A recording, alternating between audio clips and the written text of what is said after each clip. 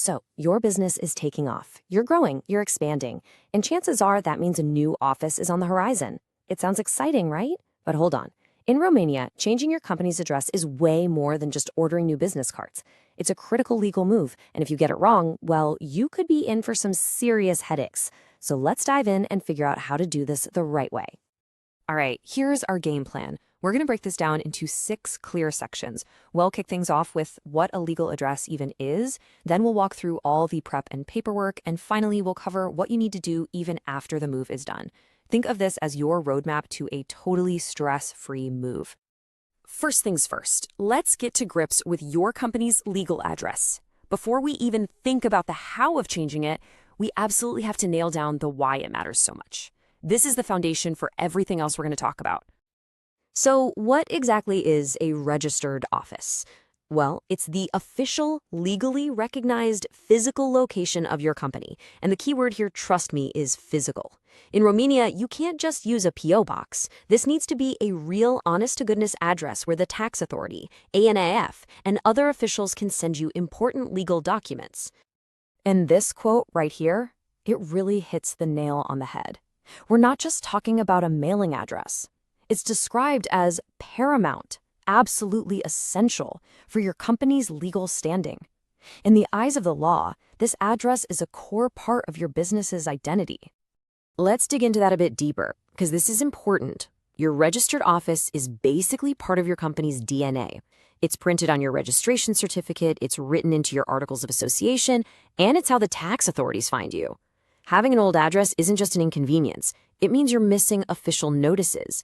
And that, my friends, is a fast track to fines and real legal trouble. Okay, so now we get why this is such a big deal.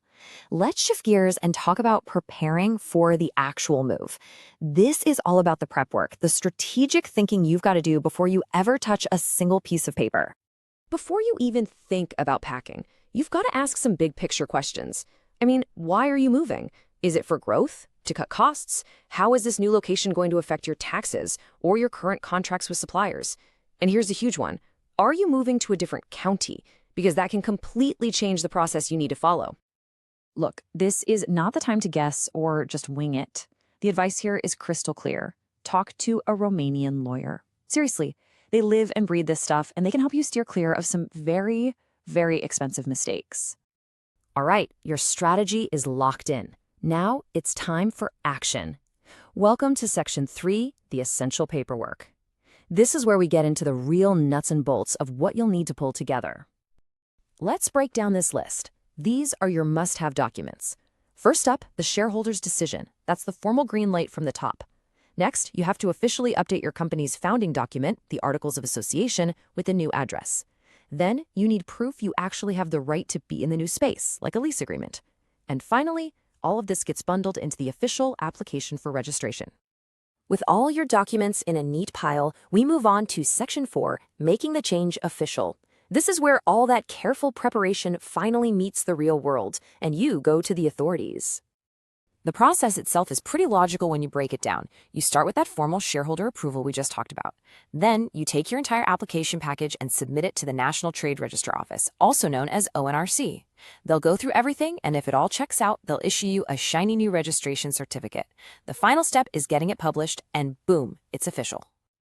Of course, let's be real, bureaucratic processes like this rarely go off without a hitch. So let's talk about the common pitfalls, the things that trip people up, and more importantly, how you can avoid them to make sure this all goes smoothly. So let's talk about the 2 biggest landmines here. First, incomplete or just plain wrong paperwork. It's the #1 reason things get delayed or flat out rejected. The solution? Check everything, then check it again, and get a legal expert to review it before you send it in. The second major pitfall is simply forgetting to tell the tax authorities, ANAF, after you get approved. The fix here is easy. Have a communication plan ready to go the moment you get that new certificate. And look, you really don't want to underestimate the consequences here. This quote says it all. Messing this up can lead to fines or even losing your ability to legally do business. So the main takeaway is that being careful and diligent isn't just a good idea, it's absolutely non-negotiable. So you've got your new certificate in hand. You're all done, right? You can just kick back and relax? Well, not quite. The work isn't over yet. Let's talk about what happens after the move. Think of this as your final post-move checklist. Number 1, you've got to notify ANAF about the change. Super important for tax compliance. Then you need to go through and update all your business licenses and permits. After that, it's time to tell everyone else, your customers, your suppliers, your bank. Oh, and don't forget the obvious stuff like your website and business cards. And this really just hammers home the long-term thinking you need. This whole process isn't just a one-and-done task. Staying on top of your compliance proactively is just good risk management. It's what's going to protect you from fines and legal headaches down the road. So, as you're mapping out that next big move for your company, it all really boils down to this one question. Is your company's legal foundation solid enough for its next chapter? Because making sure your registered office is accurate and fully compliant, well, that's one of the most fundamental things you can do to secure that future.